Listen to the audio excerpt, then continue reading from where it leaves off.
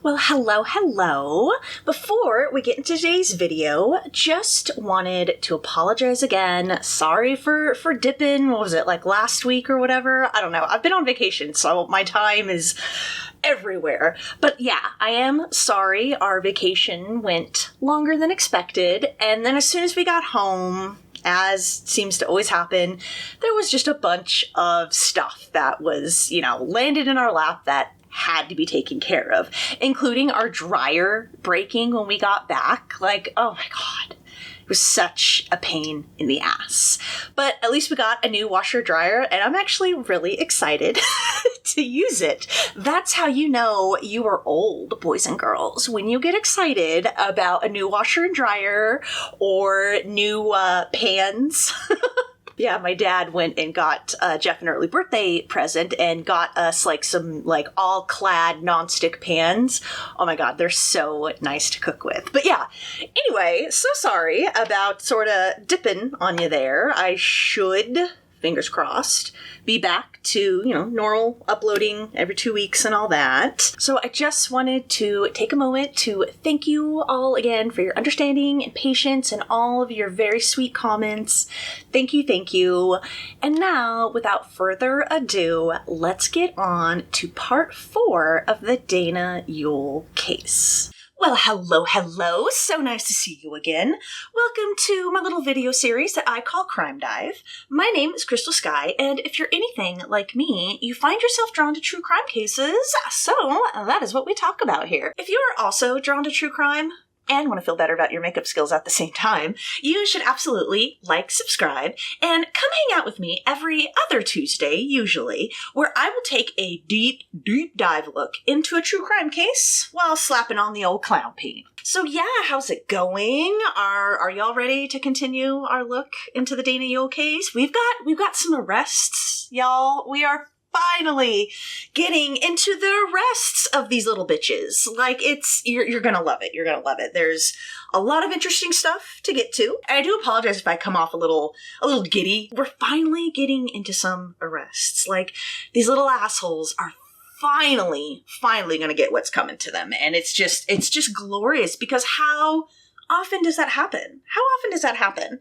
Where especially rich assholes actually get punished, It's unheard of. Reminder, I did read a book for this case, Catch Me If You Can by Craig Hanadell. I will give you my thoughts on the book at the very, very end of part 6. And also, reminder, this was a requested case. I love when you guys throw cases my way, and I do see all of your case suggestions. So even if I don't reply to your comment or anything like that, just know that I do see it, all right? I do, I swear. But this case was requested by a user formerly known as @HeyHeyYou. It is Miss Catherine. Thank you so much for throwing this case my way. I think I've said this already, but I don't think I've been this drawn and enthralled with a case in, God, let's see. The Cinnamon Brown case is one that has really stuck with me. The Tom Capano case that we went over, that is a wild one. And I definitely think this case is gonna be up there with those cases, and cases that just really stick with me. Cases that you go down the rabbit hole and there's just so much information. And that's what I'm about here. I'm about information. If you guys don't like deep dives into true crime cases and all that, this channel ain't for you, all right? We don't do 30, 45-minute videos, especially on complex cases and whatnot, right? We get into it. We get into the down and dirty of it all, So yeah, thank you again, Miss Catherine, for throwing this case my way. And yeah, I think probably just my usual warnings. Cursing is probably the only thing. Maybe in the next part, we might run into more graphic stuff, but you should be pretty okay with this part. Again, it's just language. All right, well, that was enough preamble. Let's jump into it, y'all. All right, y'all ready? You're ready. Let's get into it. So, if you remember, end of part 3, we ended with the police finding out and discovering that they could trace the bullets that killed the Ewell family, they could trace it all the way back to 1971. If you remember, in 1971, Dale bought his 9mm Browning pistol, and he also bought a box of ammunition at that same time, and those bullets in that box of ammunition came from the murder bullets. So let's pick up from there. And if you remember, in part 3, we mainly stuck into the year of like 93. This part, we're going to go into 94. So we're going to start off with the beginning of 1994. So in the very beginnings of early 1994, January, Fresno County Sheriff Detective John Souza, if you remember, is the lead detective on the case, and a small team of about 4 detectives were once again staking out Judy Radisvich's house in West Hills, California. So remember last time we talked about how, like, Joel finally figured out that he was being, watched by the police and whatnot. So they continued their surveillance, obviously, but I think I got the sense that it was more like, it's a much smaller surveillance team now.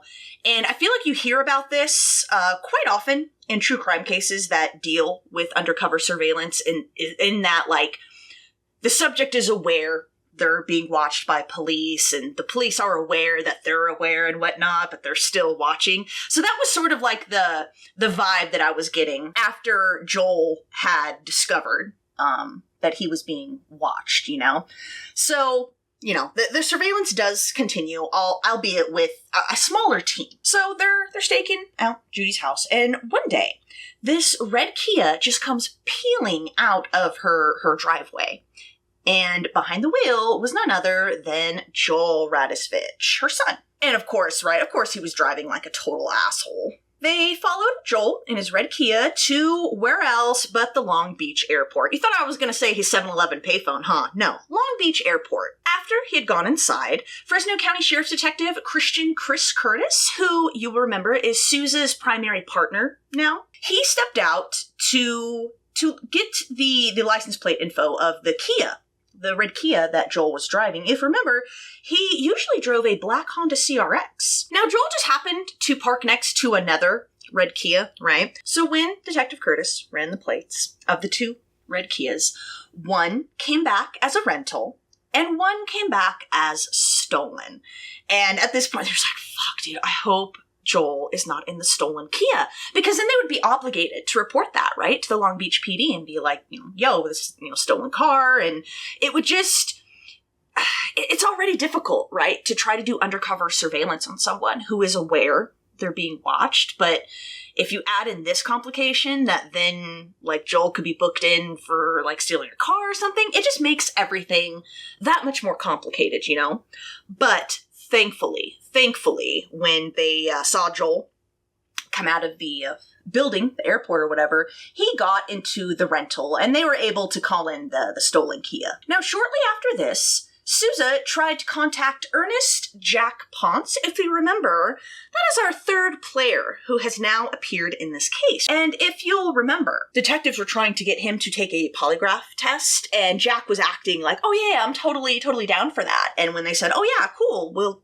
come down and do it now, all of a sudden he was very hesitant, and he said, well, in January would be better, right? So Sousa was contacting Jack to set up that polygraph, but Jack was now flat out refusing, which, of course, another setback in the investigation. On January 11th, 1994, Fabrice Alouche, I hope that's how you say his name, if you remember, that's Joel's flight instructor, he called up Sousa to inform him that Joel now had his commercial piloting license. He told Sousa, quote, funny thing, though, we always take a graduation photograph, for our records and hang on the wall, another happy graduate. But Joel was having none of it, refusing to get photographed, saying that he didn't like photos, he didn't like pictures. In the same month of January of 1994, Dana also got his sister Tiffany's estate, and this was mainly due to her, not having a will. I mean, good lord, she was like 24 when she was killed. What 24-year-old walks around with a will, right? So, Dana got his sister's estate. So I did read a source that said Tiffany's estate was worth $310,000. I think we mentioned that already. And that's including everything, right? Like assets, cash, like all that stuff. And when Dana got Tiffany's estate, this included $190,845 cash. Yeah, cash. I read another source that said this is when Dana sold Western Piper to Bob, so not sure about that. Read two different sources that said two different things, so I just thought I'd share it with you. And now let's go into the next month, February. Specifically, Valentine's Day, February 14th, 1994, Joel walked into the original pager company. They were located in Canoga Park, Los Angeles, and Joel purchased a pager along with a pager service for a year under the name Mike Johnson. And Joel would go back and renew the service for 6 more months in the beginning of 1995. Meanwhile, Alan Bedreau, if you remember, he's our firearms expert, right? He's the one kind of trying to figure out what the exact murder weapon used was. If you'll remember, we have already discovered that there was a silencer used from those manuals that Joel had gotten. And apparently a very common technique in these manuals to construct a silencer, remember, is porting or drilling holes into the barrel. So that's what Bedreau was doing, was, affixing this type of silencer to different types of weapons to try to figure out, right, what was the exact combination used. He affixed a Browning 9mm, just like the one Dale had, to the silencer that he had constructed. It was not a match. It was a whole failure. Not only were the patterns created on those bullets nothing like the ones that were on the murder bullets, I guess the added weight of the silencer interfered with the gun's, auto-loading action. So, it failed to eject the empty cartridge and load a new one into it, as it fired. So they knew that they could conclusively pretty much prove that, Dale's Browning was not used as the murder weapon. Bedreau also turned his focus onto the heels of the murder bullets. And apparently the heel of the bullet is where the bullet fits into the shell casing. So that's what the heels of the bullets are. I thought that was interesting. Learned quite a bit about firearms doing this case. So when he looked at the murder bullets and looked at the heel, he found some really odd markings. And they were deep, faint lines on them. And so apparently, jacketed bullets like these, they have tool marks that are present on their bases from when they were manufactured, Bedreau also needed to prove, right? Because, again, this is going to go to court. You have got to definitively prove everything, right? He needed to prove and conclusively prove that the murder bullets did in fact come from that 1971 box of ammunition that they found in the Ewell's master bedroom. And, right, so if their murder bullets had come from this old box of ammunition, those markings on the heel of them, those would be, pretty unique, pretty rare, because at this point it would be a over 20-year-old box of ammunition. And obviously, right, technology progresses, manufacturing processes get better and whatnot. So, if the murder bullets had in fact come from this old box of ammunition, should be pretty easy to prove that, right? So to that end, Bedreau put bullets from the ammunition box and the murder bullets under a microscope, and he saw that the patterns on the heel of the ammunition bullets and the heels of the murder bullets matched exactly. So now they could definitively prove in a court of law that the murder bullets had in fact come from that 1971 box. Bedreau had also even checked the tool marks from the bullets' original manufacturing company, which was the Winchester Group of the Olin Corporation. Again, just to cover all bases. And on top of that, he also sent the murder bullets and the ammunition box to the FBI laboratory in Washington, D.C. So the FBI's testing would measure the minute amounts of metal impurities in the lead of the bullets. And the book described this as being a virtual signature of the batch of lead from which the bullets had come from. And in March, the FBI would get the results, and they were able to conclusively prove that the murder bullets did come from that 1971 box of ammunition. So let's go back to the investigation. All right, so Joel got his little pager service on Valentine's Day.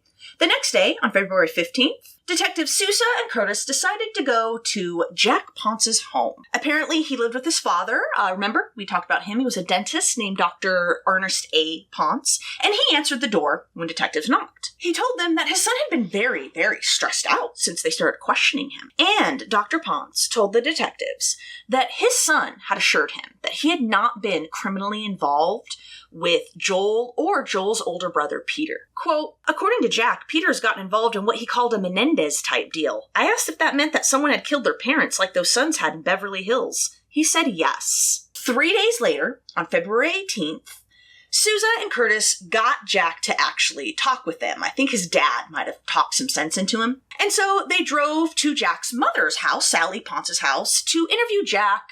I guess technically this would be for a third time. Now, when they got to Jack's mom's home, they saw that Jack looked like shit. He looked really bad.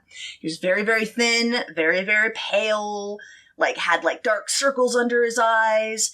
And Jack told them that he was getting over the flu, and that is why he looked so bad. And of course, when they started recording the interview, Jack produced his own tape recorder and said that he wanted to record his own version of the interview for his own records, which they didn't care. They were like, yeah, sure, whatever. Now, Jack admitted to ordering the locksmith device for Joel, and Curtis corrected him dude, it was a lockpicking device. Let's just stop with the preamble. When asked about Peter and what he had said about the homicides and Joel's possible involvement in it all, Jack said, quote, he's always maintained that there's other possibilities, that he doesn't believe Joel's involved. He said, Joel's always been kind of an odd person, but Peter thinks there's all kinds of other things that could have happened.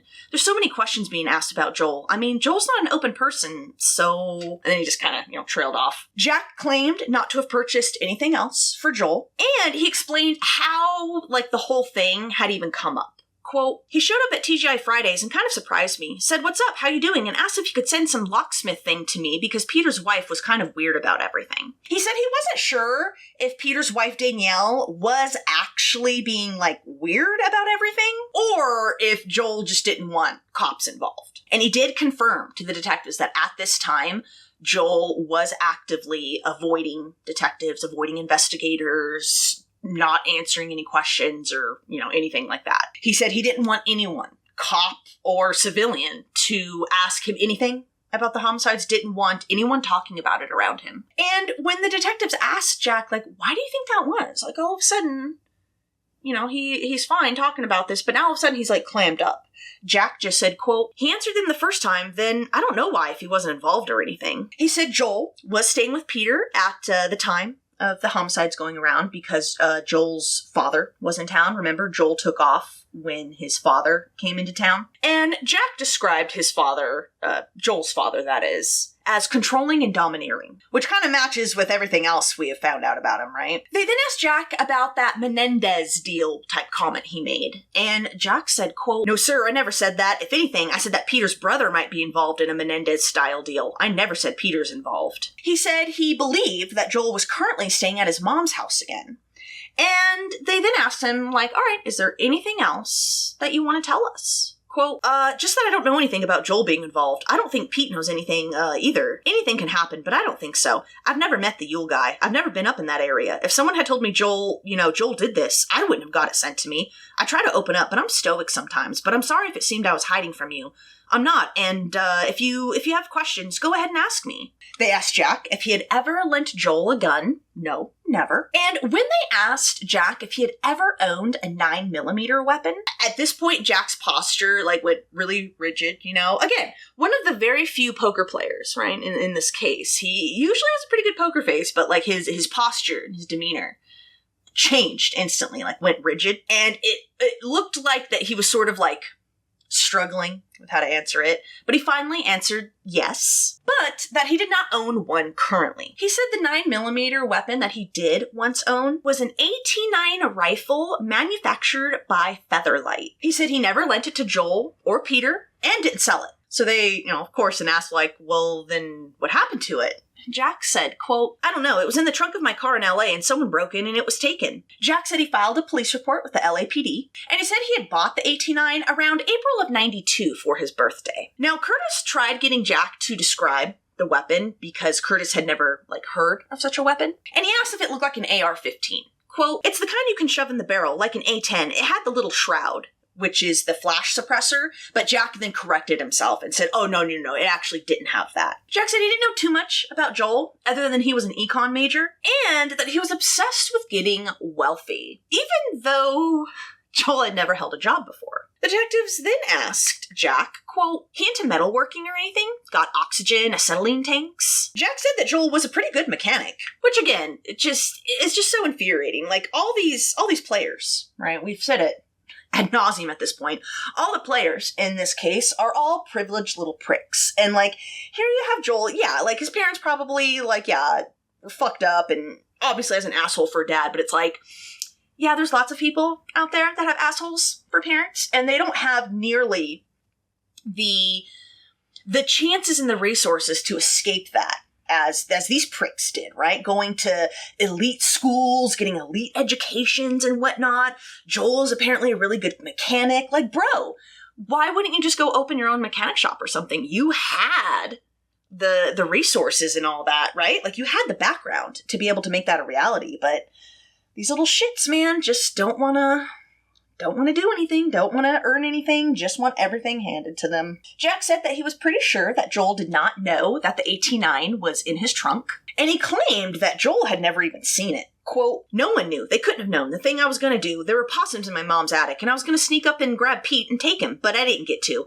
He wasn't meant to be a possum killer. The detectives then asked Jack, well, what would you say if we told you that Peter and his wife Danielle were actively hiding Joel? Quote, that would surprise me. Danielle and Joel don't get along that much. Anyway, they got divorced in December of 1993. So at this point, Peter and Danielle were divorced. They asked Jack about his van, which he said he bought cheap, fixed the transmission, and sold for $500. And that ended Jack's technically third interview with police. And after the interview, Sousa then called up Bedreau, and he told him about the 89 they were figuring out, and Bedreau was like, dudes, you need to get me an 89 yesterday.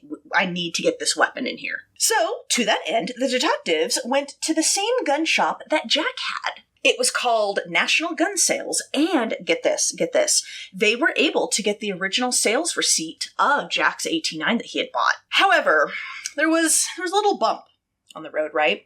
When Sousa called the gun's manufacturer, Featherlight Industries, and he found out that Featherlight subcontracted out the manufacture of the barrels of the 89 to another company. So that was a little bump in the investigation. That's now they gotta go trace this other company, right? Sousa then interviewed Jack's former girlfriend, Leticia Gonzalez. Now, the book says that Sousa interviewed her on February 2nd, but I'm wondering if that's a typo, because he asked her about Jack's stolen 89, and, as we just went over, they didn't interview Jack till the 18th, so I think maybe it was supposed to be February 20th that Sousa talked to her. And when he asked her about Jack's 89 and, stolen and all that, she said if Jack had some gun stolen from his trunk or whatever, he never told her about it. And she added that she thought it was weird that Jack would even buy an assault rifle. That was very weird. Sousa then went to Peter Radisfitch, and showed him a picture of the 89. And Peter said he had never seen that weapon. So, that's kind of another dead end. So Sousa went back to the gun barrels, right? So he's like, all right, well, they subcontracted out the manufacture of the barrels to a different company, but you know what? I'm going to try to trace every single A9 that Featherlight Industries shipped out to the West Coast in that time frame. He then got authorization from Fresno County Sheriff's Detective Lieutenant Ron Wiley, who was the head of the detectives, to go ahead and purchase 2 new 89 gun barrels. After that, Sousa then contacted Featherlight Industries, and he found out that they had only shipped out 15 15 to the West Coast during the time period that Jack would have got his. And all 15 had been shipped to Interstate Arms, which was the parent company of National Gun Sales. Now, Jack's weapon was number 407, which was the highest number in the shipment. And with Feather Light Industries' help, Sousa was also able to track down the owners of barrels 395 through 406. And these weapons would have the exact same kind of barrel that Jack's had. And that was why Sousa had bought 2 new barrels. He wanted to track down the owners, get their original barrel, and give them a brand new barrel in return. He tracked down owner of 89 number 395. It was a woman in the San Fernando Valley, and she was more than happy to exchange her, old barrel for a new one. And he tracked down the owner of 89 number 406, another gentleman who was also happy to exchange his gun barrel. And he also verified for Sousa that, yes, it was the original gun barrel on his gun. Now, Bedreau had told Sousa that he was going to need 2 barrels for his experiments. One to port, right? Make the silencer and whatnot, and one to keep in original condition. And I guess barrel number 406 was especially important because apparently in the manufacturing of gun barrels, rifling buttons are pulled through the bore. And this is to, I guess it creates the land and groove patterns, right, in it. But with each barrel that is machined, the rifling button, slightly wears, it's being used and, doing its thing. And as it wears, right, it is ever so slightly altering that those land and grooves patterns. So in other words, right, this means that number 406's barrel would more closely resemble 407's barrel, which was Jack's, than say the 395 barrel. Right? But yeah, I just thought that was super interesting. Like, isn't that wild? It is so wild how they can, trace stuff like that just on the manufacturing process and whatnot. It is bonkers. On February 28th, detectives interviewed Jack yet again. So we're on number 4 now, technically. And during this interview, detectives asked Jack why he had neglected to inform him that the 9mm weapon that he had once owned was in fact an 89. Jack had not told them it was an 89. He just told them that he had a 9mm weapon at one point in time. And it was through all their digging and research and looking at the sales receipt that they were able to see the exact type of weapon that Jack had bought, right?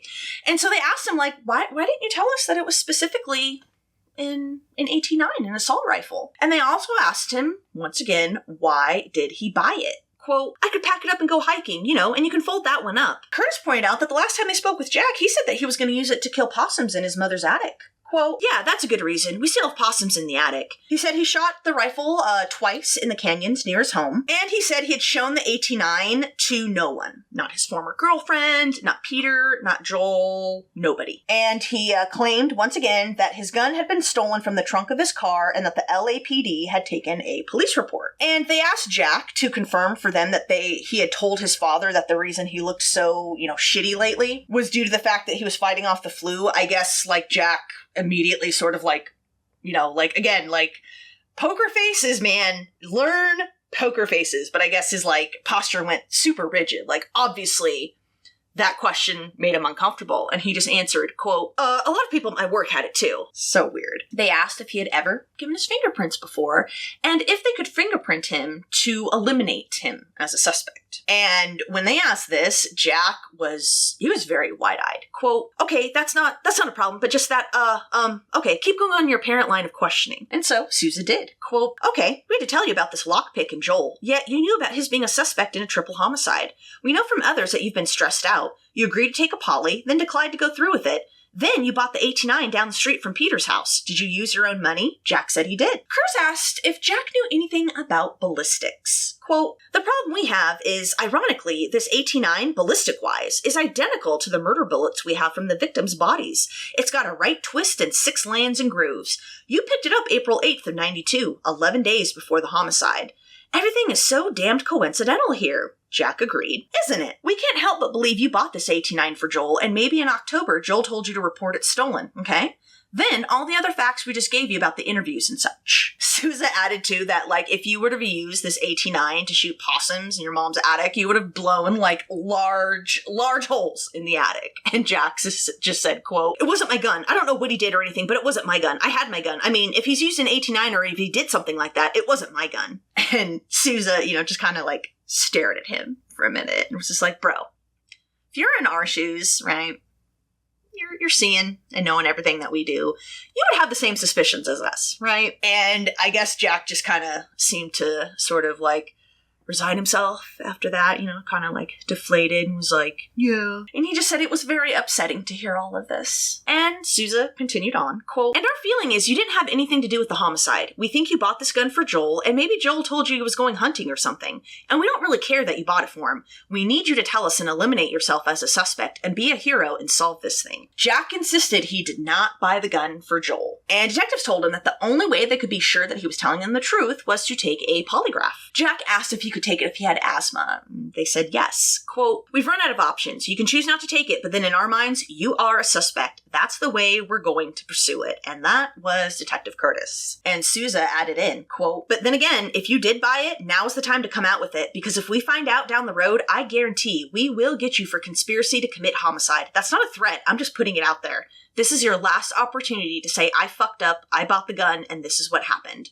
If you did this, you're probably going to get some money." And that's when Jack cut Sousa off and asked, like, what are you money? What are you talking about? And, Sousa explained that they assumed Joel told Jack that he would get some money if he bought the weapon for Joel. But Jack said he wasn't interested in money and that they could keep the money. And, the detectives pointed out, was like, well, dude, like, everyone's interested in money. It's kind of what pays the bills. It's kind of what enables you to live. And Jack thought he was really something else when he said, quote, "No, it doesn't pay them that way." And with that, Jack's interview ended. So meanwhile, as Sousa and Curtis were interviewing Jack for like a fourth time, Bedreau had been busy doing his experiments. We're going to get a little bit more into like ballistics and like the murder weapon and stuff in this video.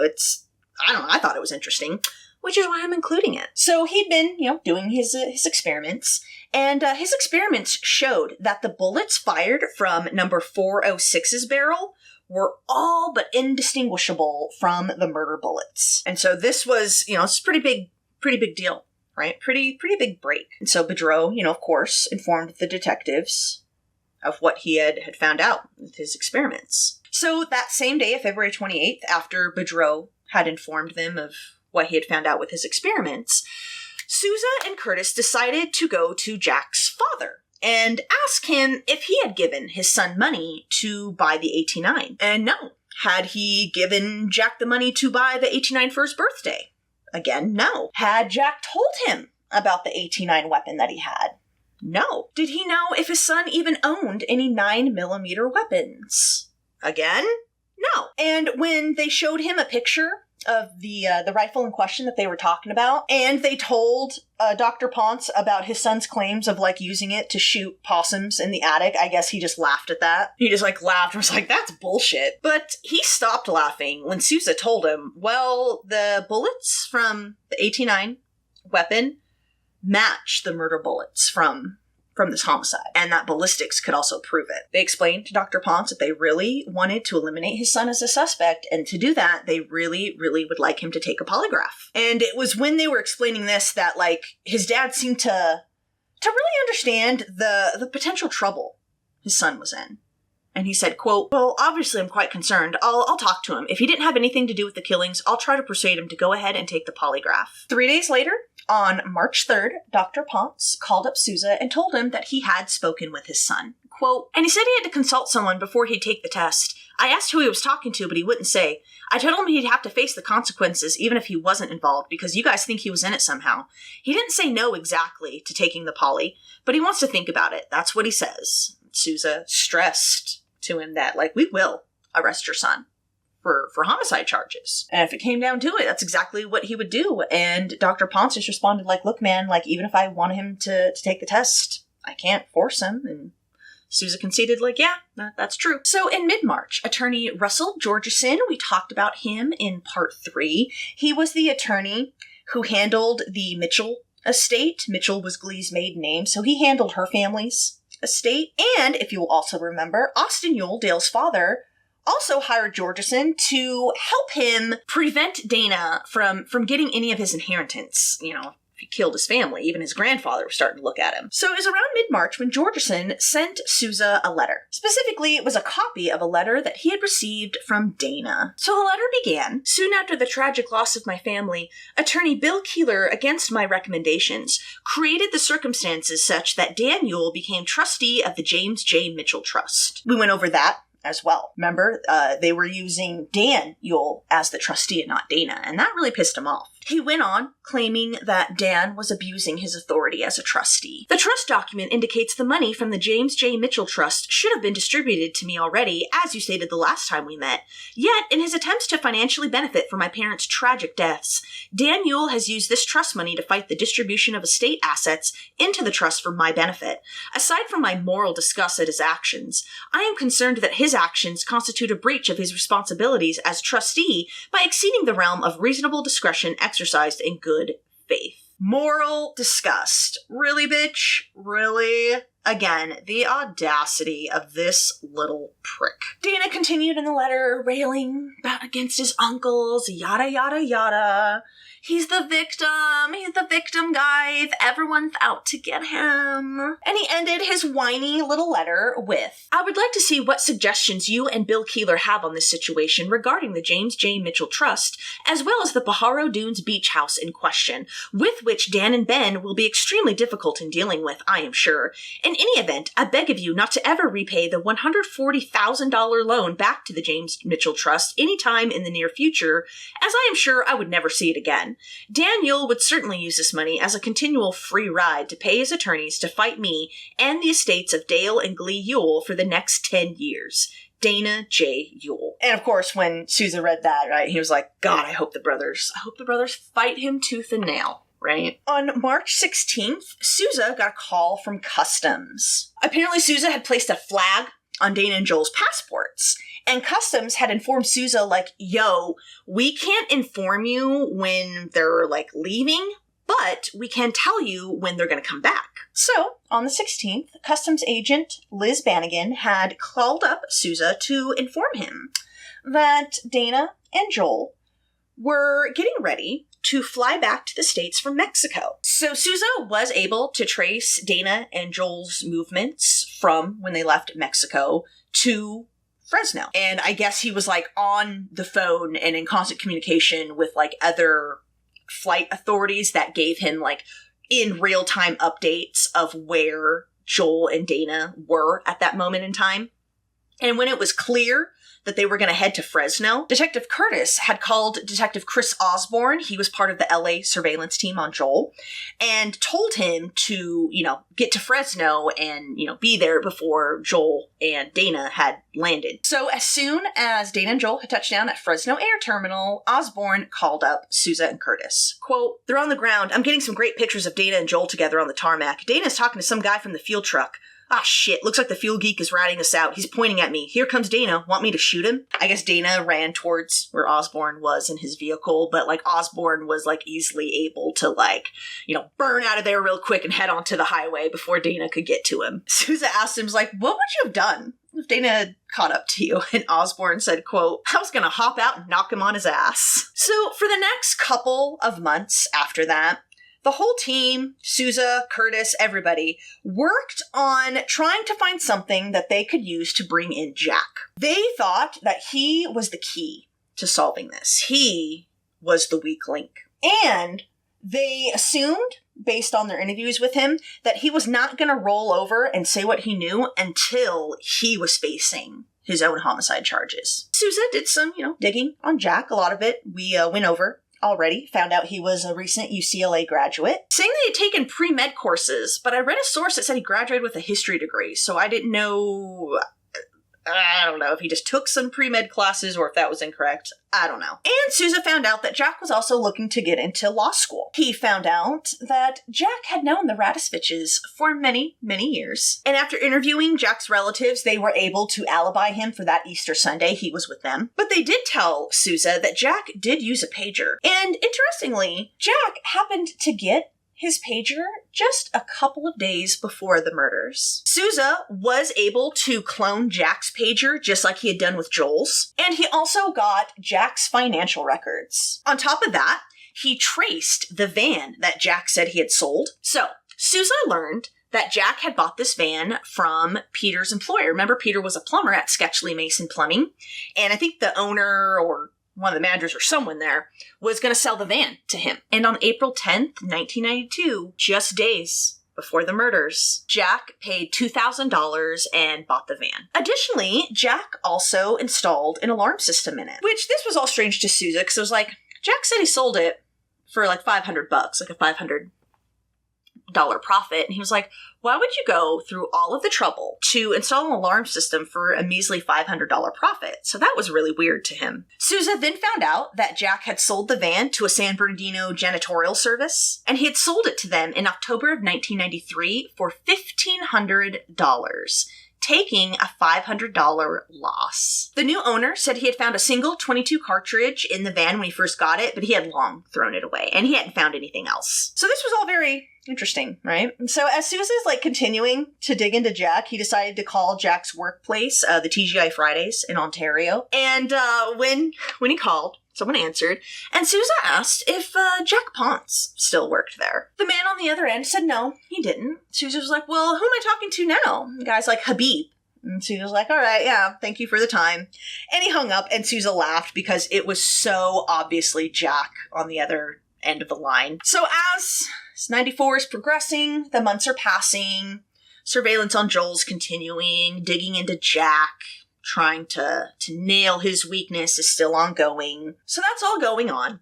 And on May 9th, 1994, in order to gain a new perspective, maybe gain new insights, kind of get like an outside perspective on everything they had gathered, like fresh eyes, as it were, the FBI/Department of Justice's 3-person criminal profiling team went to Fresno and joined Sousa, Curtis, and Fresno County Sheriff's Detective Sergeant Dale Cottle in Fresno to, like we just said, go over everything. See if they were on the right track. And after, laying it all out for them, Sousa just, wanted to know, are we on the right path? Is there anything we've overlooked?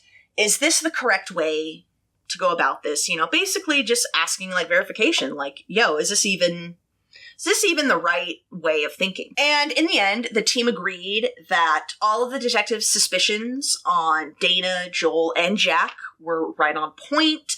It didn't seem that there were any other suspects they were overlooking. Didn't seem like there was anything else they were overlooking. They were on the right track. However, the team was shocked when they found out Monica Zent, Dana's girlfriend, her father, FBI agent John Zent, had inserted himself into the investigation. They were shocked when Sousa and company told them that. And the team encouraged them dudes, you need to contact Agent Zent's superiors at the San Francisco Bureau's office and tell them all this because this is so not okay. So after this, Sousa, all the other detectives, and Fresno County Sheriff Steve McGarrian wrote a letter to Zent's regional supervisor listing all the things they believed showed that he had obstructed the investigation, inserted himself into the investigation, all that. And that included showing his FBI badge and ID to get access to the crime scene, writing that stupid op-ed to the Fresno Bee, instructing his daughter not to cooperate or talk to detectives, and lastly, quote, strong indications that he is advising Dana Ewell on how to handle investigators. I've got some thoughts on John Zent at the very, very end. Wait till you guys, just wait until part 6. So about midway to 94, another detective handed Sousa this, true crime, pocketbooks, paperback book thingy. And it was titled, Reward, you may collect $500 to $500,000 for helping police solve these true crimes. It was written by Paulette Cooper and Paul Noble. And on page 187 was the Fresno murders. And it included the information, right? The basic information about the case, mentioned the CIA conspiracies, the Filipino investor conspiracies, as well as Dana being a suspect. Story ended with the info on the cash reward and listed Souza and Curtis's names as the one to contact. And Souza, he didn't mind the publicity of this, but he didn't really think it was going to generate any new leads after all this time. But a few days after this, Souza did get a call from like a dozen people telling him, like, yo, you need to check out the Fresno Bees classified ads. Couldn't think of the word there for a second. Classified ads. You need to check it out. So in the paper was the following listing. Quote, fur coats, gorgeous Normarts, beige possum $400, ranch mink $450, mahogany $1,000, white fur $500, 432-4500. Ask for Dana Ewell. Now, what was weird? All right, what was weird? So first of all, fur is fucking disgusting. Like, gross. Fucking gross. I hate fur. Anyway, so it was kind of interesting to Souza because he was like, wait a minute. And so apparently in like these kinds of classified ads, nobody puts their name, right? Like nobody puts, like they'll put like their number or contact info, but they never really put their name. And Souza was like, why the hell would Dana like put his name on there? And Curtis had a pretty fucked up idea of why Dana put his name in that ad. Quote, one reason I can think of, some people might look at his dead mom's furs as collector's items. He probably realized he'll get more money by using his name. Gross. Okay, dude, okay, I'm just gonna say it. Like, one thing that I've always thought was super fucking weird is people who want, like, true crime memorabilia.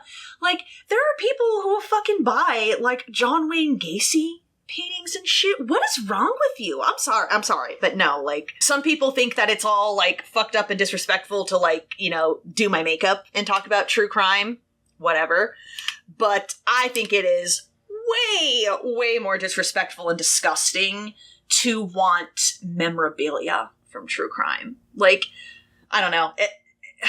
To me, like, I'm fascinated by true crime and it interests me, but it's not like, I'm not going to go get oh, I'm a true crime fan shirt or something, you know? That's just weird to me. But what do you guys think? I think Curtis is spot on. Like, come on, dude, we know, we everything we know about Dana. Absolutely. A family friend later told Souza that I guess there was, I don't know if it was another ad, but it was boasting the fact that they were Glee Ewell's furs. Detectives were also able to discover that around the same time, like right after we put out this ad, Dana bought a $100,000 Piper airplane, 4-seater, and he had already put 50,000 miles on it. All right, guys, I've already waited like 10 or 15 minutes. Sorry if you hear yard work. Someone is having their yard done. I'll do what I can in post, but yeah, again, sorry if the lawnmower comes through. So get this, guys. Get this. In late August, Souza got a call from a Fresno Bee reporter, Royal Calkins. And they had been covering the Ewell case, pretty much from, like, the beginning, right? And so Royal had called up Souza and asked him, yo, did you hear about Austin Ewell's death? Yeah, Austin Ewell, remember? Dale's father, Dana's grandfather, the one who had taken steps to make sure that Dana wouldn't be able to collect his inheritance, was dead. He had died on August 27th, and he had died at his Ohio farm. The coroner, Elizabeth Balrouche, had concluded, quote, cause of death, bronchopneumonia due to explosive injury to head and upper extremities with thermal burns. Accidental. So, here's what had happened. This is wild.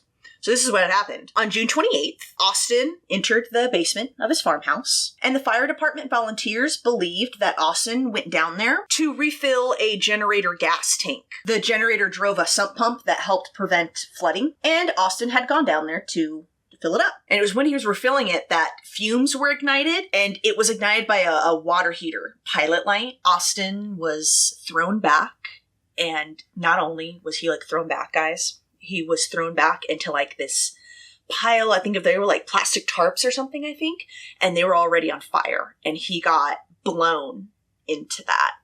Isn't that's horrifying, and God, what an awful way to go. So Austin was found by a neighbor, and he did manage to stay alive for 2 months, but then, you know, he succumbed to pneumonia. Now, when Soooo heard this, right, and I'm wondering if you guys have the same suspicions, he's raising an eyebrow. He's like, wait a minute. Some of those manuals that Joel got were how to build, like, bombs and, you know, nasty shit like that, chemicals and stuff like that. Austin was also fighting very, very hard to keep Dana from getting any inheritance money. We went over some of the letter that Dana had written his grandfather. And Soooo, like, he did wonder, like, dude, did Dana kill his grandfather as well? But here's my question on that. Like, so, I mean, it's totally not beyond the realm of believability, right? Like, this kid just had his fucking family assassinated. Yeah, I could totally buy they would want his grandfather dead. But I don't know.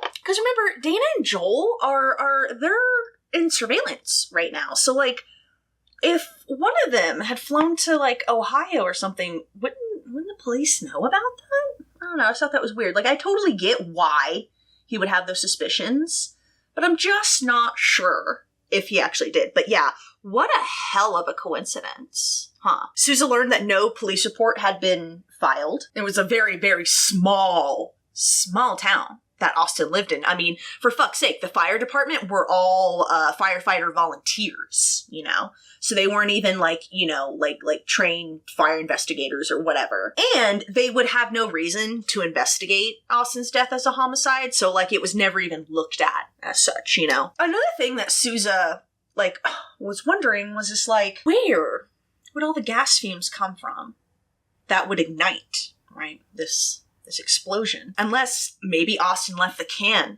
open for a few hours or something. And yeah, it was just all very weird to Soooo, because he was like, how many times has Austin used that? How many times has he gone down there and done that exact thing that he was doing when he was blown away, you know? And he just couldn't shake this feeling like, dude, like, did Dana have something to do with this? And I'm not sure if I really buy that, but it is definitely a hell of a coincidence. So let's go back to the case. So, right, the investigators are really honing in on this AT-9, right, that Jack had. But as they're investigating this, another 9mm weapon caught their attention. So, right, not only is Dana being put under surveillance, they're also monitoring his financial records. And there was a purchase made on Dana's Visa credit card in 1993 that caught their attention. And I was a little confused on, like, maybe it took them that long to get the records, or if maybe there was just so much going on, they just were able to go to his records now.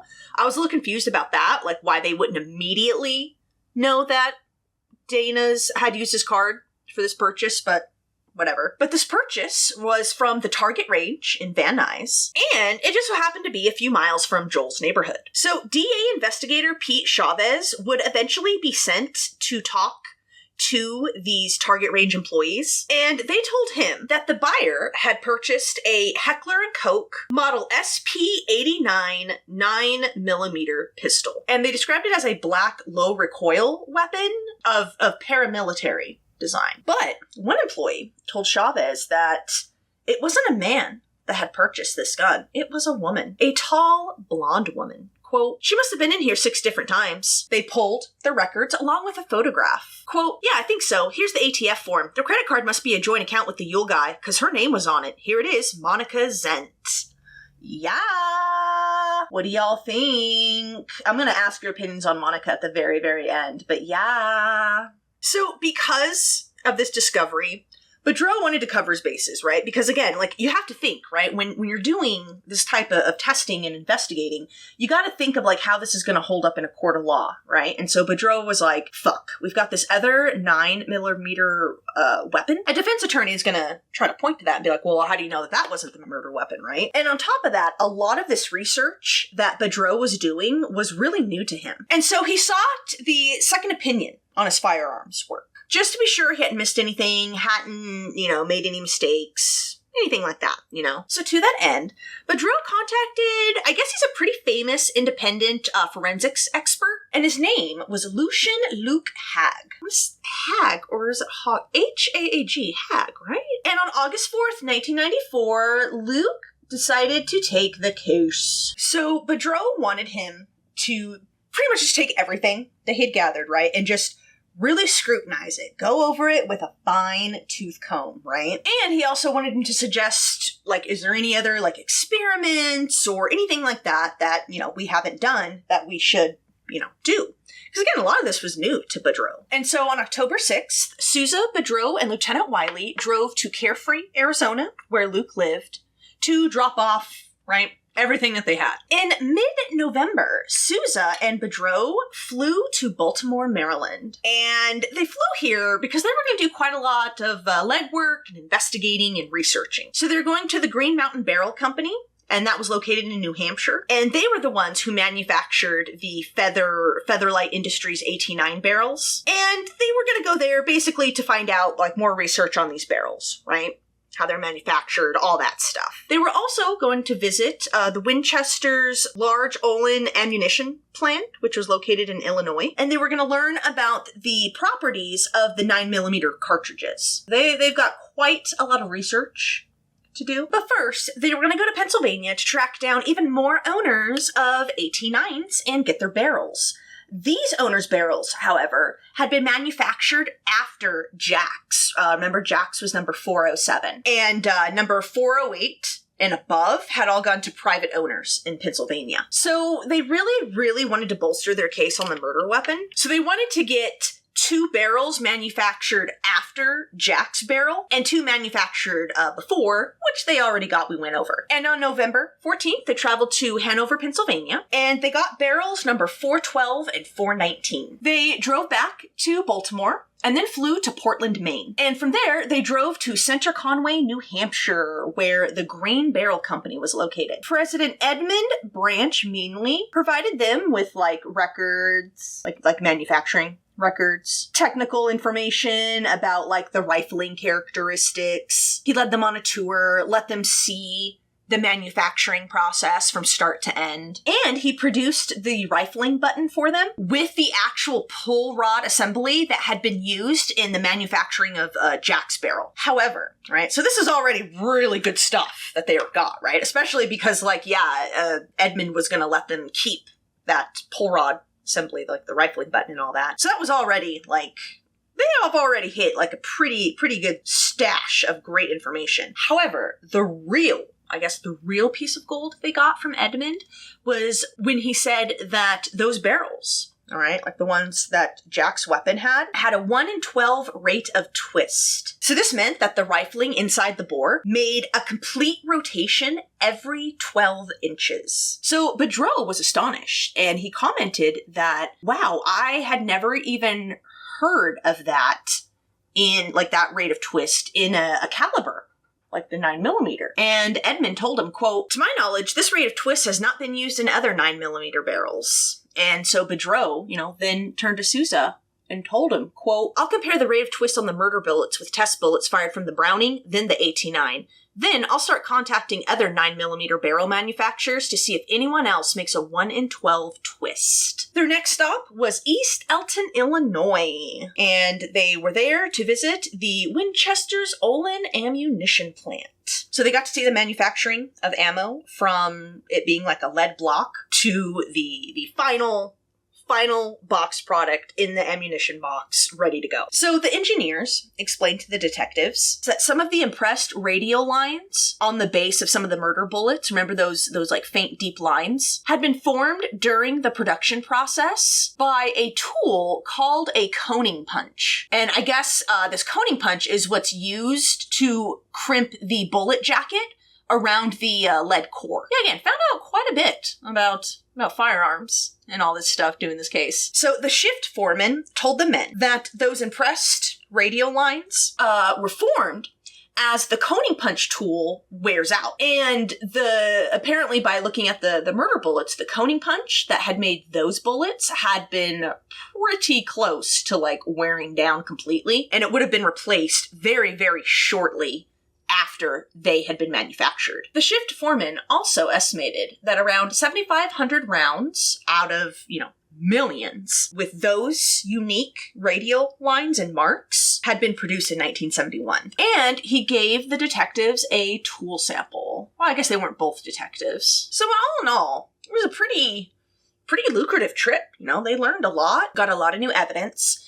And Bedreau would write in his report why this trip was so integral to the investigation. Quote, I did not know the specific origin of the radial pattern tool marks, how many bullets with these had been made, or how many tool marks remained in April of 1992. Without some knowledge of these things, I could not evaluate the significance of the match. It was apparent I should go to the Winchester ammunition plant to research these issues. And all in all, he had concluded, quote, logic and reason lead us to the conclusion that 21 years later, the time of the murders, very few rounds of this ammunition would remain in existence. These remaining rounds could be anywhere in the US, Canada, or other countries. Consequently, the chance of a burglar or other intruder bringing ammunition with radial pattern tool marks to the Ewell residence is so slight as to be beyond reason. And that unique 1 in 12 twist that we talked about was also very useful in proving, quote, the bullets fired from the 18-9 barrels demonstrates a rate of twist the same as the murder bullets. So on December 7th, Luke finished his report,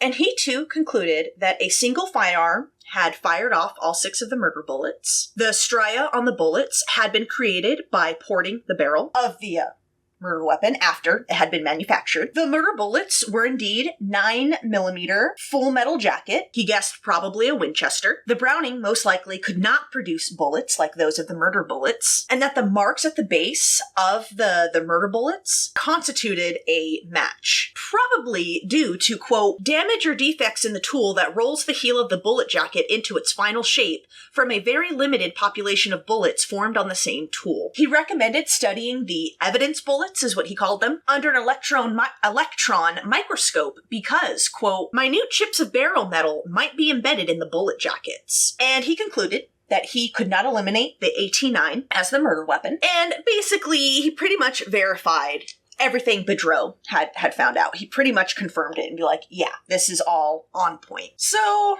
let's get into 1995. All right, 95 is a big year in this case. So on February 7th, 1995, lawyers who were representing the Ewell family estate filed a request for a formal hearing in order to give a preliminary distribution to Dana. Fresno County Superior Court Judge Stephen Henry was assigned to the hearing, the scheduled hearing, and he would basically be asked to approve the transfer of money to Dana from the Ewell estate. Now, apparently, the distribution of this money wouldn't be made to Dana directly, but it would be distributed into a trust that he would have, quote, significant control over. So the executor of the Ewell estate, we talked about him before, Michael D. Dowling, planned to put $1.5 million in property and cash into this trust. The trustee was John Hillen, and this is someone Dowling had hired to oversee Western Piper before Dana had sold it. So I guess Hillen would ultimately have final say over, the exact items in this preliminary distribution, which also included the fig and pistachio farms in Merced County. And additionally, Dana would have significant influence over these assets. So around the same time, in the first couple of months, 1995, as Dana gonna get some preliminary distribution of his family's estate, Souza had done everything he could, right, at this point. He had gathered every piece of evidence that, they could over 3 years, and he turned it over to the DA's office, and now it was up to them to decide on whether there was enough there, right, to bring this to trial, to bring charges. So Souza wrote up his 14-page arrest warrant declaration, and when he turned it in, I guess Under Sheriff John Swenning kicked it right back, demanding, no, there needs to be, much more detail, and he ordered some of his men to, help Souza, proofread it or whatever, edit it. And I guess Swenning also wasn't a huge fan of wanting to arrest Jack, because it was Dana, Joel, and Jack, right, that they were going to try to arrest. And Swenning was a little concerned because he was like, I don't know, are you sure this Jack guy is gonna flip? And Souza told him, I'm 80% sure that when he finds out that he's facing homicide charges, he's gonna flip. He's gonna completely roll over. I guess at this point, Souza was getting really annoyed with red tape, the bureaucratic paperwork and stuff at this point. He was getting really irritated because his arrest warrant declaration got kicked back dozens of times. And you know how it is. If you've ever had to fill out any kind of specific form or paperwork for work or whatever, right? Sometimes that shit is really tedious and annoying, especially when, right, you have to write things a certain way or whatever, right? So he's already, right, pretty annoyed at this. But I guess when Sergeant Cottle came to him to kick back his arrest warrant declaration yet again, I guess Souza just had at that point, and he exploded. Quote, "Fuck this. I'm in my 3rd year on this goddamn case. My farm is a disaster. My family thinks I'm the world's biggest asshole, and my bosses want to grind me into hamburger over a couple of goddamn sentences on the warrants. I quit. You guys finish it. I'm going home and see if my wife even recognizes me." And he stormed out, but obviously didn't quit, right? But yeah, he had just had it. But finally, the declaration in support of warrant of arrest was completed. And guys, it was 47 pages long, which I guess is just insane because even in homicide cases, most of those are only 5 to 6 pages. And of those 47 pages, 15 of them was a preface that outlined the crime and all the evidence they had gathered. Sergeant Cottle and Lieutenant Wiley then presented everything that Souza, Curtis, Burke, Bedreau, everyone had gathered, which included, by the way, this massive, I think it was a 6-foot long paper timeline that they had drawn up to Fresno County District Attorney Ed Hunt and Fresno County Deputy District Attorney James Oplinger. And if you will remember, Souza had already tried presenting what he had to them, right? But they were like, dude, there's just not enough here for a court case. But this time, they had enough. And yeah, Hunt and Oplinger was like, go get them. We're going to arrest them. We've got enough here. Good job. However, dudes, get this. Okay. So, remember, we've talked about incoming C-word bomb, just forewarning you. So we've already talked about some of the cunty behavior that Dana has exhibited, but wait until you get a load of what I'm about to tell you. So right before they're able to execute the arrests, Souza learned that on February 23rd, Dana had moved his grandmother, Glee's mother, Glee Mitchell, Big Glee is what she was called, from her long-term residence. It was Covenant residence in Turlock, California. She'd been there for 10 years. Dana moved her to another cheaper facility located in Studio City, California. It was called Studio City Convalescent Home, and this convalescent home in Studio City was less than 10 minutes away from where Joel currently lived. Remember, Big Lee is in her late 80s at this point, guys. She's been living at that Turlock residence for 10 years at this point. Dana had told the workers at the Turlock residence that his grandmother could no longer afford to stay there, which was far from true. And after Dana had done this, the Turlock residents had immediately phoned up Big Glee's niece. Her name was Jimmy Glee Thurmond, and she lived in Gage, Oklahoma. Remember we talked about how Glee would go to Oklahoma in the summer to visit family? So Jimmy lived in Gage, Oklahoma, and the home in Turlock, gave her a call and informed her, like, what was happening. And as soon as she found out, Jimmy turned around and called up Sousa and informed him of what was going on. Now, this move, guys,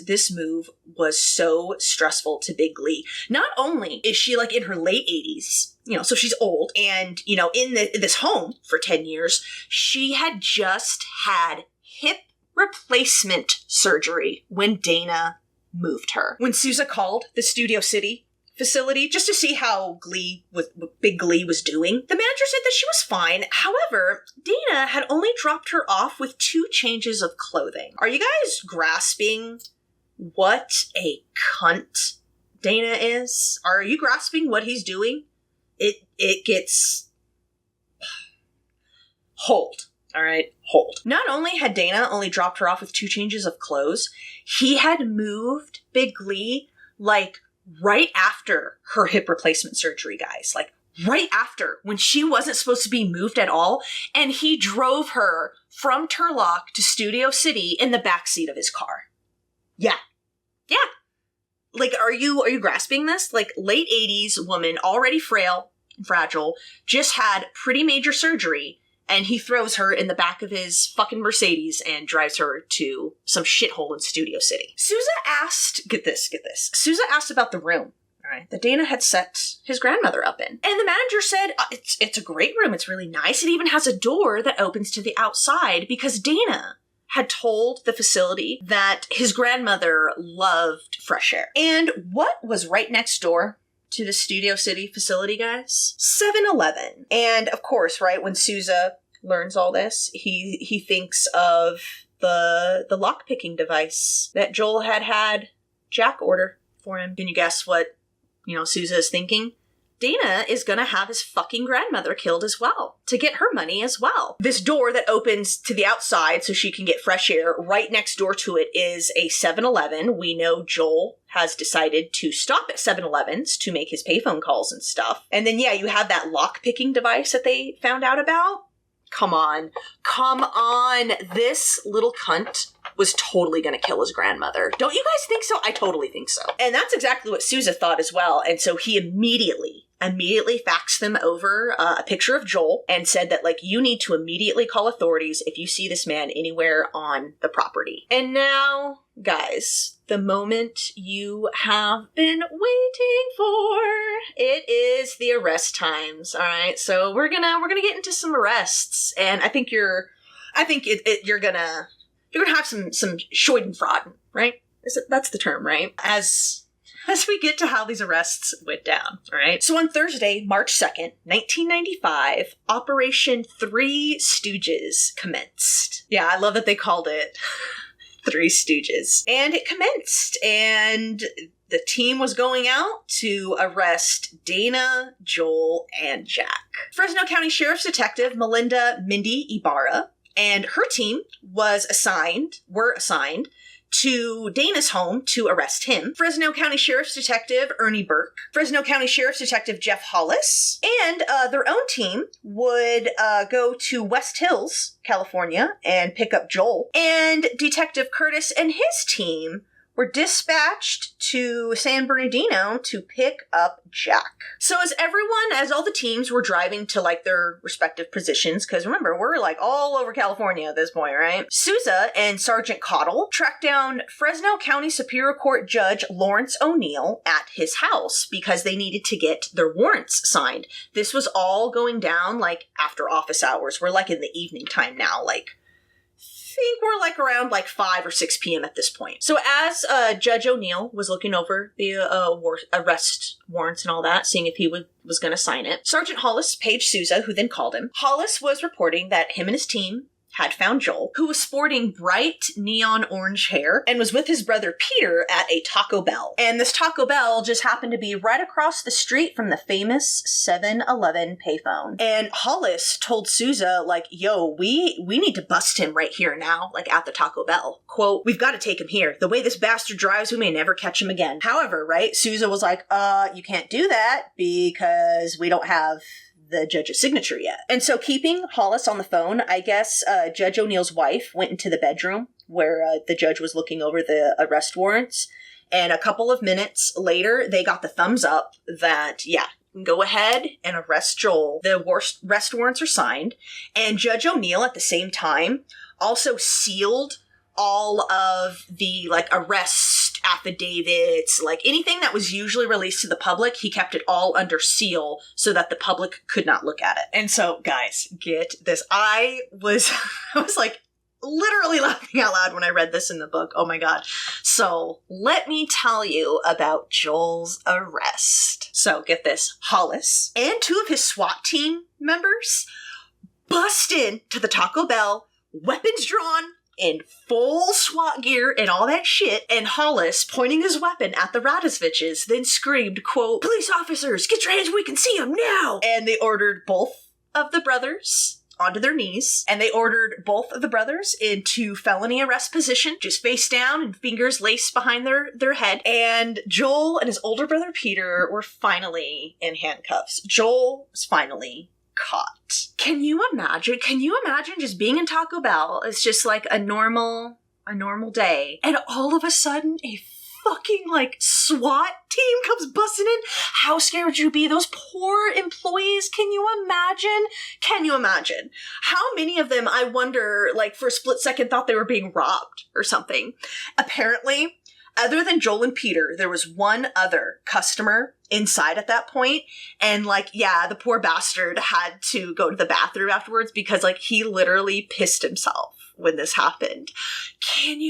How scary. Oh my god. I was like, so, like, haha to, like, Joel and Peter, like, fuck you, but, like, god, how horrifying for that poor customer and the employees. Oh my god. And I guess, you know, as Burke burst through the Taco Bell, he had, like, this huge shit-eating grin on him, and Hollis asked Joel, you know, like, hey, you know this guy? And Joel just, you know, hung his head. You know, like, he knew it. He knew he was fucked. And even though Peter wasn't technically under arrest, Detective Burke did keep him detained because he didn't want to risk Peter letting Jack know what was going on. Now, when news broke around Joel's neighborhood about all this, right, everyone, of course, was super shocked because no way could a privileged person be involved in something so heinous, right? One anonymous neighbor said, quote, "Of all the families on the block, this is the last one you would expect something like this to happen to. Let's hope this is some kind of mistake." Yeah, mistake. Okay. A friend of Judy's named Janet Curry said that Judy had remained incredibly strong through everything. Quote, "She's keeping that family together." So as Joel's arrest went down, Sergeant Cottle, Sousa, Lieutenant Wiley, and Prosecutor Oplinger all sped to the Fresno Air Terminal, where they hopped on a private jet and flew to Ontario. The jet touched down at 9:30 p.m., and Curtis, his team, and a squad of Ontario police officers were all waiting in the parking lot of the TGI Fridays where Jack worked. I guess this is pretty funny. I guess inside, right? Because, you know, keep an eye on him. Jack was actually, unknowingly, of course, serving beer to undercover police officers. And, you know, they knew when the arrest was going to go down. And so when they knew it was close, they ordered one last round of beer that they could get before they arrested him, which I just thought was kind of funny. Now, since Sousa really wanted Jack's cooperation, he decided to wait in the backseat of the car and let, you know, Wiley and everyone else go in there to actually arrest Jack. So Oplinger, Lieutenant Wiley, and a Sergeant Bailey, I think he might have been with the Ontario Police Department, entered the TGI Fridays, spoke to the manager, explained what was going on, and said, "Send Jack to the kitchen, say that he's needed." And can you imagine the look of shock on Jack's face when he walked back into the kitchen thinking, like, oh, maybe someone needs help, like, I don't know, changing something out. And there was just a squad of police officers with some handcuffs. So when Jack was brought out to the car, seated next to Sousa, all of a sudden he wanted to try to talk or whatever, but Sousa just cut him off. Quote, "No, you're going to sit there and shut up. I'll do the talking. You had your chance a year ago. You could have been the hero. Instead, you're looking at 3 counts of murder. How old are you, 24? Even after years of appeals, you'd be lucky to reach 40. Hell of a note, huh? Jack, I wish I could feel sorry for you, but damn it, I can't. How many chances did we give you? Even your old man tried to get you to use your head. But you were so determined to protect a couple of murderers? What is with you? Well, just so you know, we're on our way to the San Bernardino County lockup. Your first time inside, Jack? Jack, I haven't met anyone yet who thought prison was fun. You're going to be in there with a bunch of perverts and guys who'd slit your throat for a pack of cigarettes. What's the time you could have called us up, spilled what you knew? We might have cut a deal. Unless you were in that house when the Ewells were killed. If that's the case, nobody can save your sorry ass. If you think we're bluffing, we have plenty of evidence, Jack. We have Dana paying Joel. We have ballistics that prove an AT9 was used. We have, well, you'll see soon enough, Jack. You'll see soon enough. Now, publicly, investigators refused to elaborate on Joel or Jack's arrest to the press, but Jack's father told the papers that investigators suspected that the murder weapon used had been his son's gun, which he did tell the papers that his son had reported stolen. He also said that he had spoken with his son since he was arrested and just begged him to cooperate with authorities. He also said that his son had nothing to do with the killings, and he was only connected to this case through his association with Joel. Quote, he's not a drug dealer running the streets. He's a good boy and a good citizen. The only comments detectives would make to the press was that they were questioning an unnamed man who was suspected of supplying the murder weapon. Remember Jack's neighbor, Don Niemeyer, who kind of watched him grow up from afar? He commented on this latest development. Quote, he told me he was going to go to medical school, and I really believed he could do it. He really had a chance to do something. I guess nothing surprises me anymore. Meanwhile, as for Dana, the main cunt, an undercover motorhome was parked by Dana's home, and it was in the afternoon at this time, And detectives saw him leave his home in his Mercedes at 5 p.m. But remember, at that point in time, the arrest warrants hadn't been signed yet, and so they called up Sousa, being like, what do we do? And Sousa was like, you know what? Let him go. Just let him drive off. This is his house. He's gonna come back to his house eventually. We'll get him then. But Dana never returned home. An APB was then put out on Dana, announcing that he was to be arrested by Fresno County authorities. It also stated that investigators believed he and Joel had collaborated to kill Dana's family for the inheritance. The bulletin mentioned Dana had last been seen driving in his 1989 tan Mercedes and was believed to be armed with the 9mm semi-automatic HKSP-89 pistol. Remember the one that Monica had bought? That was still missing. They had never found it. And Dana was described as a fugitive at large in the APB. And authorities would spend all of the next day, Friday, and Saturday looking for Dana all throughout Southern and Northern California without success. The next day on Friday, March 3rd, a search warrant was executed on Joel's Honda. And inside was a receipt from the pager service, remember, that he had got under the name Mike Johnson. And as that was going down, so as Joel's car is being searched and, everything's going down, Jack was being transported to Fresno. So sitting in the back seat, obviously, arrested. Sousa was sitting next to him. Detective Curtis was driving, and Sergeant Cottle was riding shotgun. Now, Sousa kept, of course, trying to get Jack to talk, open up, all the tricks that a cop is going to do to try to get their suspect to spill. But Jack just never said anything. At one point, Jack even pretended to, be asleep, but Sousa knew he was faking, and so he just kept on talking. In Barstow, they stopped at a gas station, and Curtis and Sousa went inside while Sergeant Cottle stayed in the car with Jack. And when Sousa and Curtis came out, they saw that, Cottle was turned around, in his seat, talking to Joel, and he kind of, looked over, saw them, and kind of gave them the, go away, motion. And Cottle and Jack stayed in the car talking for about, another, half hour or so. And then Sergeant Cottle got out of the car and told Sousa, hey, let's switch positions. I'm getting a rapport with him. I think I can get him to open up. Why don't you ride shotgun? And so that's what they did. When they got to Fresno and Jack had been booked, he spoke with his father. And after he spoke with his father, he said that he was ready to spill what he knew. But he would only talk to Cottle and Curtis, not Sousa.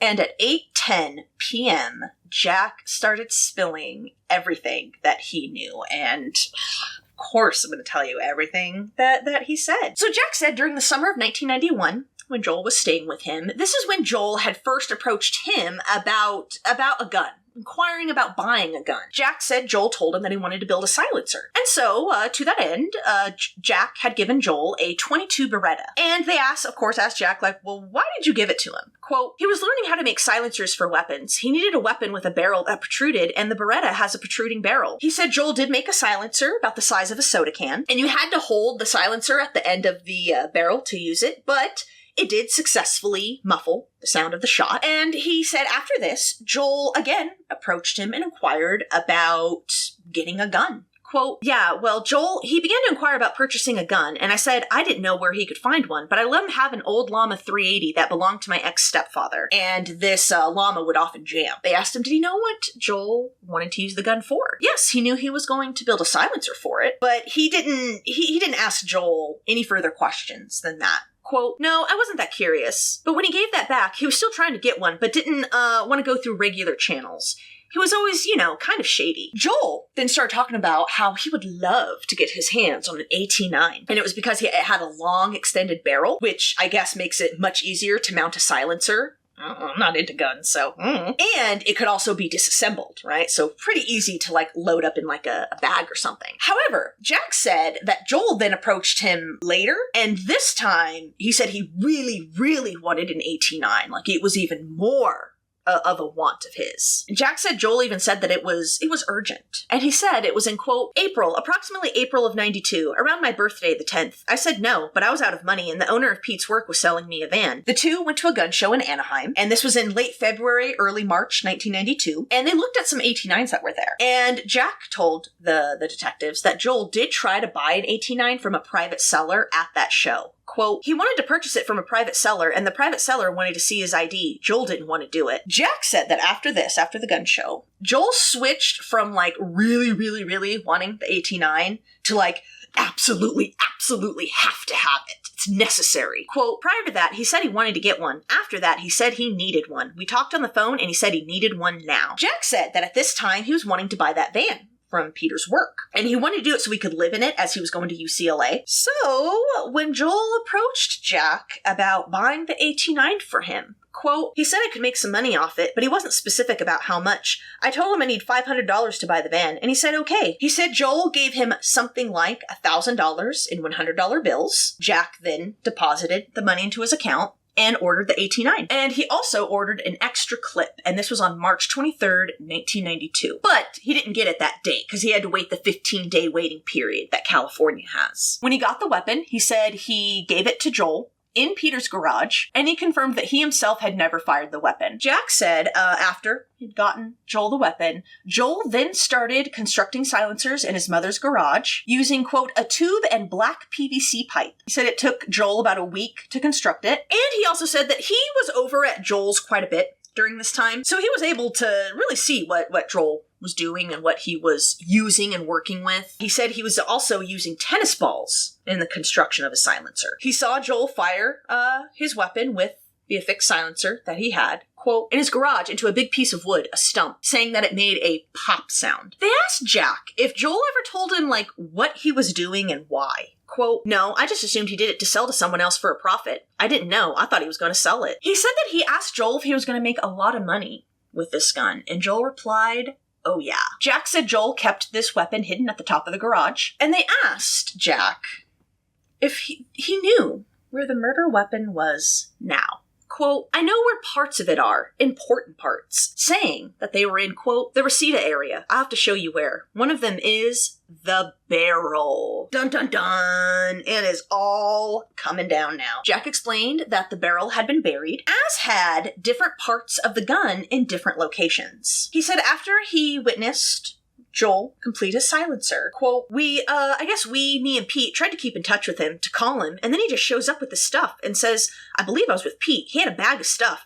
It was the gun pretty much mangled. He had taken it apart and drilled into it. The numbers were drilled out, and then he said, just get rid of this stuff. Jack was very vague on the date and location of where this happened, where and when this happened, saying that it may have been around the LA riots, but he wasn't sure. It may also have been at Leticia's apartment, remember his ex-girlfriend. Quote, he was worried and he didn't know what went wrong, but Joel hadn't told him what had gone wrong. Quote, yeah, right then and there, I'm trying to remember, I think it was then, or the next day, it was some people got hurt. I believe he said 3 people. They had to switch tapes, and Curtis picked it up where they last left off. Quote, okay, you were telling us you were staying at Leticia's apartment near UCLA, and Joel stayed there a few days during the riots, and he started telling you some things regarding 3 people getting hurt. What did he say regarding these 3 people? And Jack answered, quote, I don't remember his exact words. I just said, I don't want to hear it. We were driving around. I was trying to tell him his options. And Curtis interrupted him at that point and just asked him point blank, did Joel confess to murder? And Jack kind of stuttered as he answered, quote, he said triple homicide, but he didn't, at this point, he didn't say exactly. Jack reiterated that he knew where the barrel of the gun was buried and said though he didn't know exactly where the 9mm had ended up, he knew it had been thrown into some sort of drainage ditch somewhere in Calabasas. After Joel stayed at Leticia's apartment for a couple of days, Jack said he then moved out and checked into the Half Moon Hotel in LA using a fake ID that Jack had got for him. He said he had spoken to Joel after the first time detectives had questioned him. Yeah, we were at Pete's. He at that time just blew it off and said don't pay attention to them. Joel had also told him at this time why everything had happened. Quote, yeah, but he said something, a lot of money, like $8 million. He would get a 50-50 split with Dana Ewell. Jack said he himself never met Dana. Quote, no, I heard about him. Joel was upset that Dana was spending so much money on his girlfriend, cutting into his share. Joel said Dana was real calculating, kind of a sleazy guy, and would you like me to give you more details of what happened? Duh, dumbass. About the killing of his parents, his sister, I told Joel that if Dana would have that done to them, he wouldn't think twice about you. But Joel said, no, we have this money deal. He said he didn't know anything about Dana ever double-crossing Joel, saying that Joel completely trusted Dana. And he struggled to remember everything that happened next. Quote, sometime after the LA Times article came out, he started telling me things about these 3 people who were killed. So, he said Joel told him that he knew approximately when the Ewells were expected home, so he got there first, putting the disassembled AT-9 in his backpack. He described the home as lush digs, took out plastic sheets that he had brought with him, sat down on them, and waited. Joel also told Jack that he shaved his entire body except for his eyebrows and eyelashes so that he wouldn't leave any hairs behind. Joel also told him that he wore multiple pairs of latex gloves, again, not to leave any fingerprints or any identifying information. According to Jack, Joel got to the Ewell home before dawn on Easter Sunday, and this was so he could, slip in on notice. And if this was true, this meant that Joel had waited around in the Ewell home for about 12 hours. Joel said he then laid on the plastic sheet he had laid out and waited for his victims. Jack said that Joel told him he committed the murder shortly after 5 p.m. that Easter Sunday, and then waited until nightfall in the house with the bodies so that he could slip out, again unnoticed. Jack also confirmed that everything Joel learned and knew was from those how-to manuals. He also said that Joel purposely used Dale's 9mm ammunition so that it would look like it was a burglary that had gone wrong, like they had walked in on a burglary or something. And they asked him, did Joel ever receive money from Dana? Quote, he said if he needs money, he just asks Dana and Dana gives it to him, paying for helicopter school, but Dana's not giving him enough and he's pissed, especially when Dana spent that money on his girlfriend. He said that Joel told him that Dana had approached Joel about the whole idea. Quote, yeah, at some point Dana asked him that and said sure. He said that the two of them knew Dana wouldn't get it all at once. Something about age 25 or something. And he said that Joel had made Dana prove that he actually had the money he was bragging about. So he had, Dana had to produce, bank statements and whatnot to prove that he actually had this, $8 million they were talking about. Joel told him about Dana's alibi. Quote, said Dana had a great alibi. He was with his girlfriend, maybe her dad. He was gonna sob and everything when he heard the news. And later, Joel said Dana put some message on his pager, a code, run for your life. Jack was fairly certain Joel hadn't told anyone else any of this. Remember, we've already dug into Joel. He's quite private. And then the detectives shifted the conversation to Monica and what, if anything, she knew. Quote, no, but it sounded like she didn't know and didn't care because she was getting all that cash and stuff. He said the only other money he received from Joel was $1,000, and this was in cash, and that Joel had brought it to him at work. He assumed Joel got the money from Dana, but he didn't know for sure. He also said it was Joel's idea for him to report his AT-9 as being stolen. And he said Joel recommended him an attorney. They then asked Jack, why did you refuse to take the polygraph? Quote, yeah, well, up until the point that I gave it to him, but when I found out he killed 3 people, that's accessory to triple homicide, I just thought I'm really screwed, and I tried to cover for him. I thought I fucked up. Sorry. He confirmed that Joel had never held a job, and confirmed that Joel did tell him he did receive money from Dana. Jack also added that Dana and Joel did have passports, and that they planned to flee the country and go live somewhere in Europe.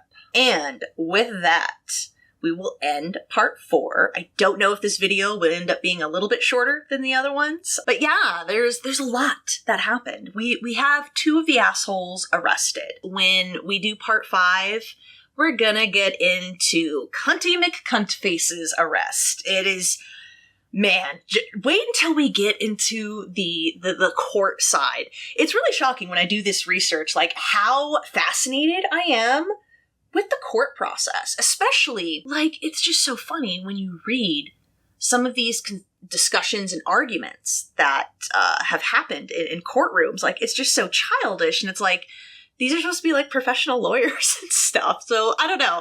It's always been fascinating to me. So yeah, it's gonna be quite glorious. And I don't know, I thought it was interesting, which is why I'm sharing it. Thank you again to Catherine, formerly known as @HeyHeyYou, for suggesting this case. This is the book that I read to get some of my information, Catch Me If You Can, by Craig Hanadell. And with that, I am going to bid you adieu. Alrighty guys, have a wonderful 2 weeks. I will see you for part 5, and we're getting close to the end of the Ewell case. Hasn't it been a fascinating, just kind of, I don't know, weird ride that this whole case has? Like, it's bizarre, dude. Like, I'll get into my thoughts about wealth and human behavior and all that stuff. Alrighty guys, take care out there. Remember, don't be a dick. Don't be a needless dick. Leave a little sparkle wherever you go.